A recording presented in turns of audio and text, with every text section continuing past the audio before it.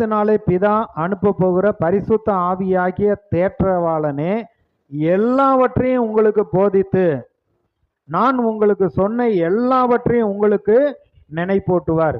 கர்த்தர் எல்லாவற்றையும் நமக்கு அவர் போதிக்கிறார்.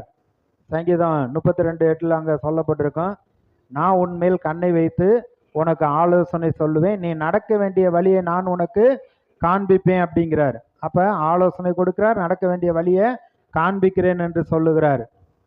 இங்கேயும் பார்க்கிறோம், அந்த பரிசுத்த ஆவியானவர் எல்லாவற்றையும் உங்களுக்கு போதித்து நான் உங்களுக்கு சொன்ன எல்லாவற்றையும் நினைப்பூட்டுவார்.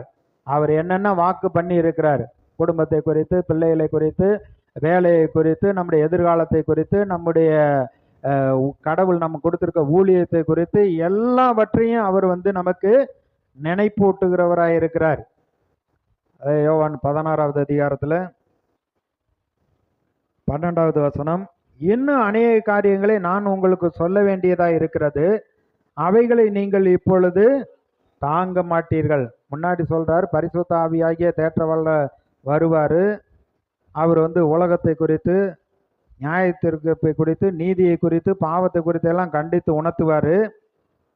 அடுத்து இவர் நமக்கு அநேக காரியங்களை அவர் சொல்றதுக்கு ஆயத்தமா இருக்கா. ஆனா இப்ப நான் சொன்னேன்னா நீங்க உங்களால தாங்க மாட்டீர்கள் அப்படிங்கிறார். நம்ம சுவிசேஷத்துல, யோவான் சுவிசேஷத்துலையும் சரி, லூக்கா சுவிசேஷத்துலையும் சரி, அவர் உயிர் தெழுந்த பின்பு அவர் அநேக காரியங்களை சீசர்களுக்கு அவர் சொல்ல ஆரம்பிக்கிறார்.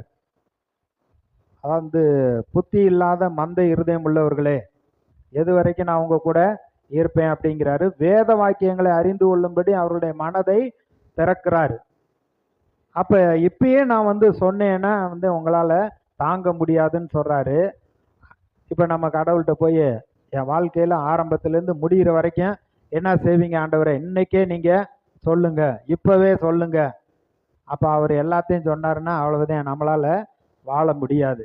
ஆனா அந்தந்த நாளுக்கு அதன் பாடு போதும்னு சொல்லிட்டாரு. என் கிருபை உனக்கு போதும்னு சொல்றாரு. ஒவ்வொரு நாளும் நம்ம கர்த்தரோடு ஐக்கியமா இருக்கிற பொழுது அவர் நம்ம நடக்க வேண்டிய வழியை நமக்கு காண்பிப்பார். அதற்குத்தான் பரிசுத்த ஆவியாகிய தேற்றவாளரை நாம கொடுத்திருக்கிறார்.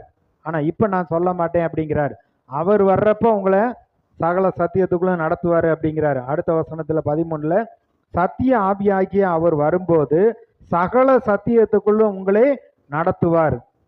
அவர் தம்முடைய சுயமாய் பேசாமல் தாம் கேள்விப்பட்ட யாவையும் சொல்லி வரப்போகிற காரியங்களை உங்களுக்கு அறிவிப்பார்.